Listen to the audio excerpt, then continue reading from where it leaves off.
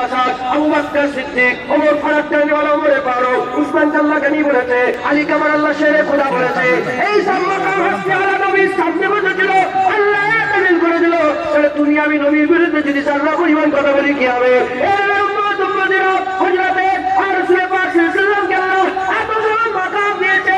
একজন আল্লাহর নবী বলছে রাসূলুল্লাহ চুল মুবারককে কেউ যদি অসম্মান করে শুধু চুল বলে ফেলে, আল্লাহ তাকে কাফের বানিয়ে দেবে, কাফের বানিয়ে দেবে। খবরদার হুজুরকে আদব করো। তুমি যত আদব রাসূলুল্লাহকে করবে, তুমি আখিরাতে আমার আল্লাহ তোমার ইজ্জতকে তত বড় করে দেবে। হ্যাঁ, ইজ্জত পেতে চান, সম্মান পেতে চান, রুতবা পেতে চান, নবীর জিকির করবে যান, হুজুরের কথা বলেন, হুজুরের মহব্বতের কথা বলেন, হুজুরের ভালোবাসার কথা বলেন। রাজি আছেন? যারা বলে রাজি আছেন? রাসূলের অপমান সহ্য করবে? যারা বলে সহ্য করবে?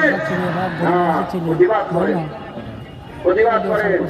আল্লাহ কুরআনে বারবার বলেছে ইন্নাহু হুয়াস সামিউল বাসীর, ওহি দেখনে वाला, ওহি শুননে वाला। আল্লাহ সব দেখছেন, আল্লাহ সব শুনছে।